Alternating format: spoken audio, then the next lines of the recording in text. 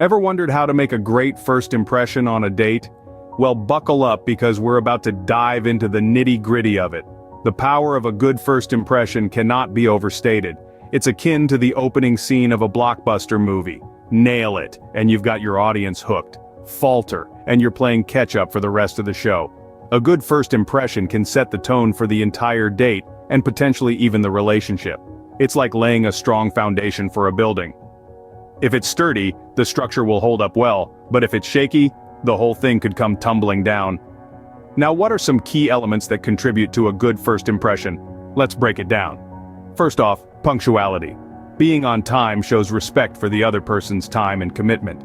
It sends a message that you value and appreciate their presence.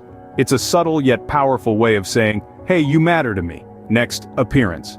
No, you don't need to look like a Hollywood star, but a neat and tidy appearance does help. Dress appropriately for the occasion and location. It's not just about looking good but also about feeling good. When you feel confident, it radiates and adds to your charisma. Then there's politeness. A little bit of courtesy goes a long way. Be kind to the waitstaff, hold the door open, listen attentively. These are small actions, but they speak volumes about your character. And of course, be genuine. Nothing beats authenticity. Remember, you're not trying to be someone else, you're just showcasing the best version of yourself. To sum it up, a good first impression is a cocktail of punctuality, appearance, politeness, and authenticity.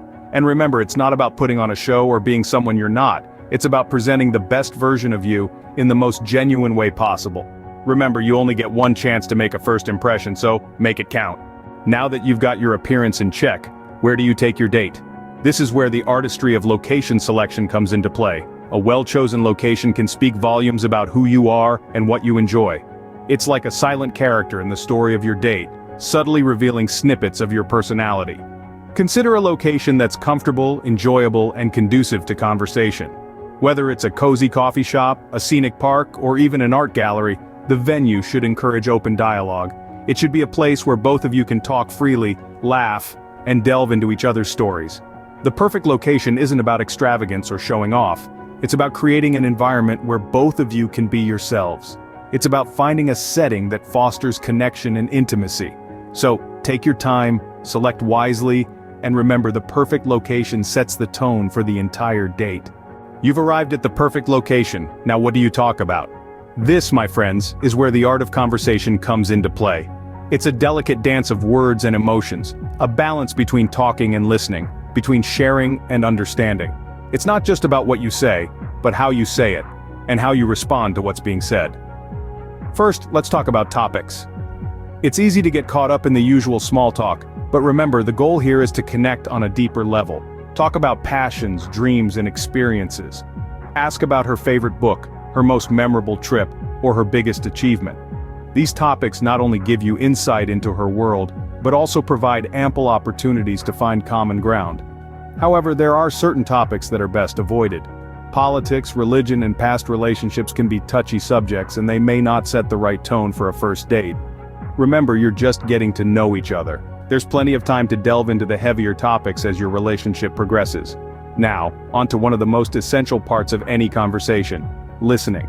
Active listening isn't just about hearing the words that are being said, it's about showing genuine interest, understanding, and responding in a way that shows you're truly engaged. Nod, smile, and use affirmations like, "I see," "interesting," and "tell me more." These are simple yet powerful ways to show that you value what she's saying. And remember, the conversation is not a monologue. Don't dominate the discussion. Give her space to express herself, and respect her opinions even if they differ from yours. Encourage her to share more about herself and her experiences. This not only makes her feel valued, but also helps build a deeper connection. Lastly, be genuine. Authenticity is attractive. Let your true self shine through your words and your listening. Don't pretend to be someone you're not, or agree with everything she says just to impress her. Remember, a good conversation can be the key to a successful date. It's the bridge that connects two people, the spark that can ignite a potential relationship. So go ahead, step up to the dance floor of conversation and let the rhythm of words lead the way. Did you know that your body language can speak louder than your words? It's a common saying, but it rings true, especially in the delicate dance of a first date. Picture this: you're saying all the right things, but your arms are crossed, your gaze is wandering, and your smile is missing. This sends mixed signals, and it can make your date uncomfortable. Now let's switch gears. Imagine maintaining warm eye contact, not the creepy, unblinking kind, but the kind that shows you're genuinely interested. Couple that with a natural smile, one that reaches your eyes, and you're already on the right track. Body posture is important too. An open posture, with your shoulders relaxed and arms uncrossed, signals that you're receptive and engaged. These nonverbal cues can show interest, build trust, and make your date feel at ease. Remember, your body language can make or break your date. So keep these tips in mind and let your body do the talking. So the date is coming to an end? What next? Well, the way you wrap up your date is as crucial as the way you started it. Ending on a high note can set the tone for future interactions, so let's dive into it. First, if you feel a connection and you're interested in seeing her again, don't hesitate to express it. You might say something like, "I had a great time tonight. Would you like to do this again?" It's straightforward, honest, and clear. However, if you didn't feel a spark, it's important to be respectful and sincere. It's better to say something like, "I enjoyed meeting you, but I don't think we're a match." Honesty is always the best policy, and it saves both of you time and disappointment. Lastly, remember to show appreciation. A simple "thank you for a lovely evening" can go a long way. Remember, how you end the date can leave a lasting impression, so make it a good one.